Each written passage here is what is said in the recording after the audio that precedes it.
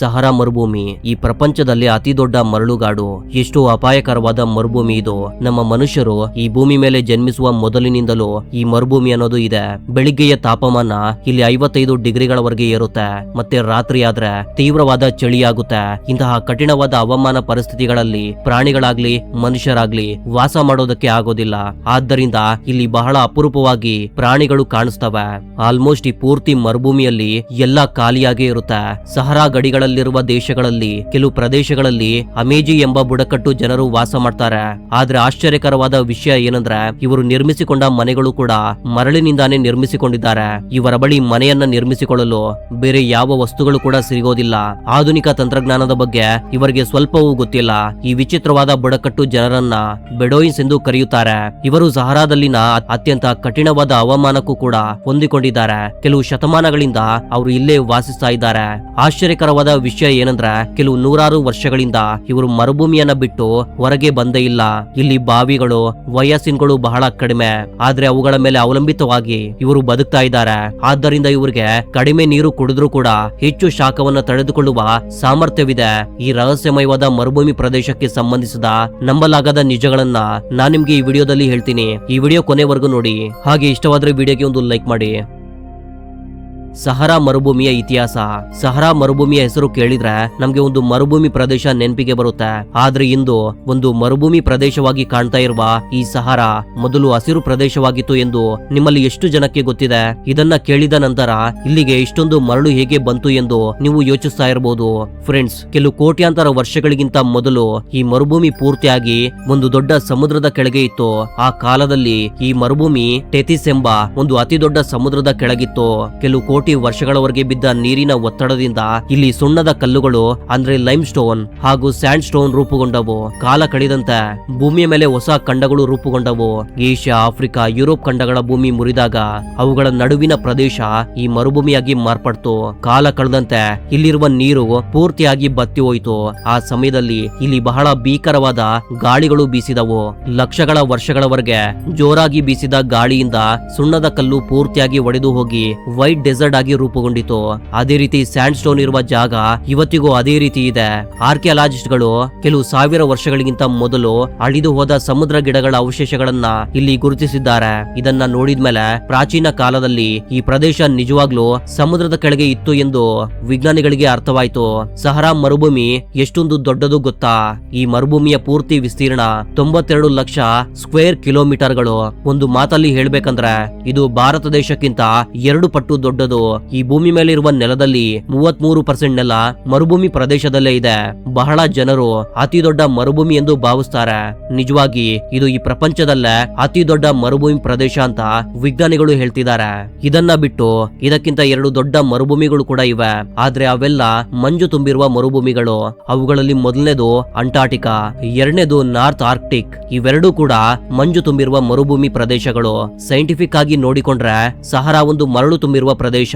ಈ ಸಹರಾ ಮರುಭೂಮಿಯ ಗಡಿಗಳಲ್ಲಿ 11 ದೇಶಗಳು ಇವೆ. Mali, Morocco, Mauritania, Algeria, Tunisia, Libya, Nigeria, Chad, Sudan, Egypt ನಂತಹ ದೇಶಗಳು ಕೂಡ ಇವೆ. ನಿಜವಾಗಿ ಸಹರಾ ಎಂದರೆ ಒಂದು ಅರಬಿಕ್ ಪದ. ಸಹರಾ ಅಂದ್ರೆ ಮರಳು ಪ್ರದೇಶ ಎಂದರ್ಥ.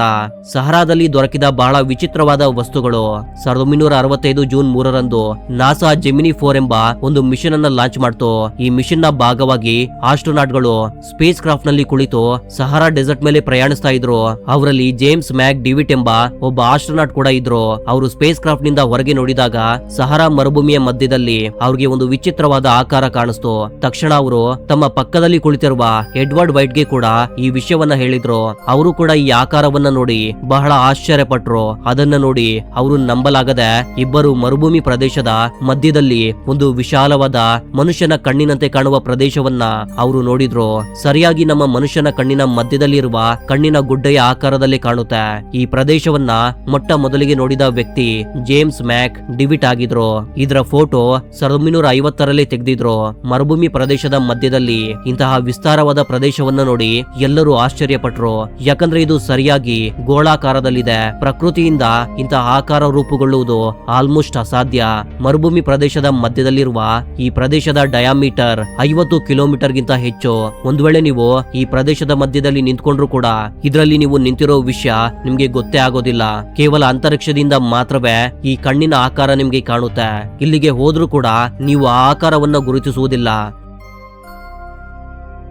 ನಂತರ ಇದಕ್ಕೆ ಐ ಆಫ್ ಸಹಾರಾ ಎಂದು ಹೆಸರಿಟ್ರು. ಇದು ರಿಚಾರ್ಡ್ ಪರ್ವತಗಳ ಹತ್ತಿರ ಇರೋದ್ರಿಂದ ಇದನ್ನ ರಿಚಾರ್ಡ್ ಸ್ಟ್ರಕ್ಚರ್ ಎಂದು ಕೂಡ ಕರೀತಾರೆ. ಅಷ್ಟಕ್ಕೂ ಇಷ್ಟೊಂದು ದೊಡ್ಡ ಆಕೃತಿ ಈ ಮರುಭೂಮಿ ಪ್ರದೇಶದಲ್ಲಿ ಹೇಗೆ ರೂಪುಗೊಂಡಿತು? ಸೈಂಟಿಸ್ಟ್ ಗಳು ಯೋಚನೆಯಲ್ಲಿ ಬಿದ್ದರು. ಮೊದಲಲ್ಲಿ ಅವರು ಇಲ್ಲಿ ಒಂದು ಆಸ್ಟ್ರಾಯ್ಡ್ ಬಿದ್ದಿರೋದ್ರಿಂದ ಇದು ರೂಪುಗೊಂಡಿರಬಹುದು ಎಂದು ಹೇಳಿದ್ರು. ಆದ್ದರಿಂದ ಅವರು ಇದರ ಸುತ್ತಮುತ್ತ ಚೆನ್ನಾಗಿ ರಿಸರ್ಚ್ ಮಾಡಿದ್ರು. ಆದ್ರೆ ಅವ್ರಿಗೆ ಇಲ್ಲಿ ಆಸ್ಟ್ರಾಯ್ಡ್ ಬಿದ್ದ ಚಿಹ್ನೆಗಳು ಕೂಡ ಕಾಣಿಸ್ಲಿಲ್ಲ. ಇದರಿಂದ ಇಲ್ಲಿ ಆಸ್ಟ್ರಾಯ್ಡ್ ಬೀಳಿಲ್ಲ ಎಂದು ಅವರು ಕನ್ಫರ್ಮ್ ಮಾಡ್ಕೊಂಡ್ರು. ಒಂದ್ ವೇಳೆ ಈ ಪ್ರದೇಶ ಆಸ್ಟ್ರಾಯ್ಡ್ ನಿಂದ ರೂಪುಗೊಳ್ಳದೆ ಇದ್ರೆ ಇದು ಹೇಗೆ ರೂಪುಗೊಂಡಿತು? ಇದಕ್ಕಾಗಿ ಸೈಂಟಿಸ್ಟ್ ಗಳು ಬಹಳ ಕಾಲದಿಂದ ಪ್ರಯತ್ನಿಸ್ತಾ ಇದ್ದಾರೆ. ಇವತ್ತಿಗೂ ಇದರ ಬಗ್ಗೆ ಆಳವಾದ ರಿಸರ್ಚ್ ನಡೆಯುತ್ತಲೇ ಇದೆ. ಸೈಂಟಿಸ್ಟ್ ಗಳ ಬಳಿ ಇದಕ್ಕೆ ಉತ್ತರ ಇಲ್ಲ. ಆದ್ರೆ ಇತಿಹಾಸಕಾರರು ಮಾತ್ರ ಇದನ್ನ ಅರ್ಥವಾಗುವ ತರ ಹೇಳ್ತಿದ್ದಾರೆ. ಇತಿಹಾಸಕಾರರು ತಮ್ಮ ಪುಸ್ತಕಗಳಲ್ಲಿ ದಿ ಲಾಸ್ಟ್ ಸಿಟಿ ಎಂಬ ಒಂದು ನಗರವನ್ನ ವರ್ಣಿಸಿದ್ದಾರೆ. ಈ ಕಾಣದೆ ಹೋದ ನಗರದ ಆಕಾರ ಕೂಡ ಸರಿಯಾಗಿ ಈ ಐ ಆಫ್ ಸಹಾರಾ ತರಾನೇ ಇರುತ್ತೆ. ಬಹಳ ಜನ ಇತಿಹಾಸಕಾರರು ಬೇರೆ ಬೇರೆ ಕಾಲಗಳಲ್ಲಿ ಕಾಣೆಯಾದ ಈ ನಗರದ ಬಗ್ಗೆ ಉಲ್ಲೇಖ ಮಾಡಿದ್ದಾರೆ. ಇತಿಹಾಸವನ್ನ ನೋಡಿಕೊಂಡರೆ ಈ ಮಾಯವಾದ ನಗರವನ್ನ ಅಟ್ಲಾಂಟಿಸ್ ಎಂದು ಹೇಳ್ತಿದ್ದಾರೆ. ನಮ್ಮ ಇತಿಹಾಸದಲ್ಲಿ ಕೆಲವು ಸಾವಿರ ವರ್ಷಗಳ ಮೊದಲು ಈ ನಗರವನ್ನ ಬಹಳ ಅಡ್ವಾನ್ಸ್ ಟೆಕ್ನಾಲಜಿಗಳೊಂದಿಗೆ ನಿರ್ಮಾಣ ಮಾಡಿದ್ರಂತೆ. ಈ ಜನರ ನಗರ ಕೂಡ ಈ ರಿಂಗ್ ಆಕಾರದಲ್ಲಿ ಇರುತ್ತೆ. ಇದರಲ್ಲಿ ಬಹಳ ರಿಂಗ್ ಗಳು ಇರುತ್ತೆ. ಪ್ರತಿ ರಿಂಗ್ ಕೂಡ ಒಂದು ಬ್ರಿಡ್ಜ್ ಮೂಲಕ ಕನೆಕ್ಟ್ ಆಗಿರುತ್ತೆ. ಅವುಗಳ ಮಧ್ಯದಲ್ಲಿ ನೀರು ಕೂಡ ಇರುತ್ತೆ. ಈ ಐ ಆಫ್ ಸಹಾರಾಗೆ ಹಾಗೂ ಅಟ್ಲಾಂಟಿಸ್ ನಗರಕ್ಕೆ ಬಹಳ ಹೋಲಿಕೆಗಳಿವೆ. ಆದ್ದರಿಂದ ಬಹಳ ಜನ ಈ ಇತಿಹಾಸಕಾರರು ಇದನ್ನ ಅಟ್ಲಾಂಟಿಸ್ ನಗರವೆಂದೇ ಹೇಳೋದಕ್ಕೆ ಶುರು ಮಾಡ್ಕೊಂಡಿದ್ದಾರೆ. ಗ್ರೀಕ್ ಹಿಸ್ಟೋರಿಯನ್ಸ್ ಹೆರೋಡೋಟಿಸ್ ಪ್ರಾಚೀನ ಕಾಲದಲ್ಲಿ ಈ ಪ್ರಪಂಚದ ಮ್ಯಾಪ್ ಅನ್ನ ತಯಾರಿಸಿದ್ರು. ಅವರು ಆಫ್ರಿಕಾಗೆ ಪಶ್ಚಿಮ ದಿಕ್ಕಿನಲ್ಲಿ ಅಟ್ಲಾಂಟಿಸ್ ಎಂಬ ಒಂದು ನಗರವನ್ನ ಉಲ್ಲೇಖ ಮಾಡಿದ್ರು. ಈ ಮ್ಯಾಪ್ ಅನ್ನ ಈಗಿರುವ ಮಾಡರ್ನ್ ಮ್ಯಾಪ್ ನೊಂದಿಗೆ ಹೋಲಿಸಿದ್ರೆ ಅಟ್ಲಾಂಟಿಸ್ ನ ಲೊಕೇಶನ್ ಎಕ್ಸಾಕ್ಟ್ ಆಗಿ ಐ ಆಫ್ ಸಹಾರಾ ಜೊತೆಗೆ ಮ್ಯಾಚ್ ಆಗುತ್ತೆ. ಕಾಲ ಕಳೆಯುತ್ತಿರುವಂತೆ ಸಹಾರಾ ಮರುಭೂಮಿಯಲ್ಲಿ ಒಯಾಸಿಸ್ ಗಳು ರೂಪುಗೊಂಡವು. ಫ್ರೆಂಡ್ಸ್, ಆಕ್ಚುಯಲ್ ಆಗಿ ಒಯಾಸಿಸ್ ಎಂದರೆ ಮರುಭೂಮಿ ಪ್ರದೇಶದಲ್ಲಿ ನೀರು ಇರುವ ಪ್ರದೇಶ. ಸಹಾರಾ ಮರುಭೂಮಿಯಲ್ಲಿ ಯಾವ ರೀತಿಯ ಒಯಾಸಿಸ್ ಇದೆ ಅಂದ್ರೆ ಅದರಲ್ಲಿ ಮೊಸಳೆಗಳು ಕೂಡ ಇರುತ್ತೆ. ಆ ಪ್ರದೇಶದ ಹೆಸರು NAD ಪ್ಲಾಟೋ. ಅಷ್ಟಕ್ಕೂ ಇಲ್ಲಿ ಪ್ರಶ್ನೆ ಏನಂದ್ರೆ ಇಷ್ಟೊಂದು ದೊಡ್ಡ ಮರುಭೂಮಿ ಮಧ್ಯದಲ್ಲಿರುವ ನೀರಿನಲ್ಲಿ ಮೊಸಳೆಗಳು ಎಲ್ಲಿಂದ ಬಂದವು? ಸೈಂಟಿಸ್ಟ್ ಗಳು ಹೇಳಿದಂತೆ ಇವೆಲ್ಲ ಆಫ್ರಿಕನ್ ಕ್ರೊಕೊಡೈಲ್ ಜಾತಿಗೆ ಸೇರಿದ ಮೊಸಳೆಗಳು. ಅವು ಎಲ್ಲಿಂದಲೂ ಇಲ್ಲಿಗೆ ಬರಲಿಲ್ಲ. ಕೆಲವು ಸಾವಿರ ವರ್ಷಗಳಿಂದ ಇಲ್ಲೇ ವಾಸಿಸ್ತಾ ಇವೆ. ಒಂದಾನೊಂದು ಸಮಯದಲ್ಲಿ ಈ ಪೂರ್ತಿ ಮರುಭೂಮಿ ಪ್ರದೇಶ ನೀರಿನಿಂದಲೇ ಇತ್ತು. ಅಂದು ಇಲ್ಲಿ ಬಹಳ ಮೊಸಳೆಗಳು ಇದ್ವು. ಇವು ಒಂದೊಂದಾಗಿ ಕಡಿಮೆಯಾದವು. ಇಂದು ಇಲ್ಲಿ ಕೇವಲ ಕೆಲವು ಮೊಸಳೆಗಳು ಮಾತ್ರವೇ ಇವೆ. 1940ರವರೆಗೆ ಈ ಮರುಭೂಮಿಯಲ್ಲಿ ಆಫ್ರಿಕನ್ ಸಿಂಹಗಳು ಕೂಡ ಇದ್ವು.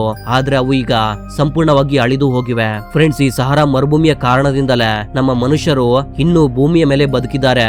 ಈ ಭೂಮಿ ಮೇಲೆ ಪ್ರತಿ 5000 ವರ್ಷಗಳಿಗೊಮ್ಮೆ ಒಂದು ಹಿಮಯುಗ ಪ್ರಾರಂಭವಾಗುತ್ತೆ. ಹಿಮಯುಗದ ಚಕ್ರದ ಕಾರಣ ಪ್ರತಿ ಜಾಗದಲ್ಲೂ ಮಂಜು ಬರುತ್ತೆ.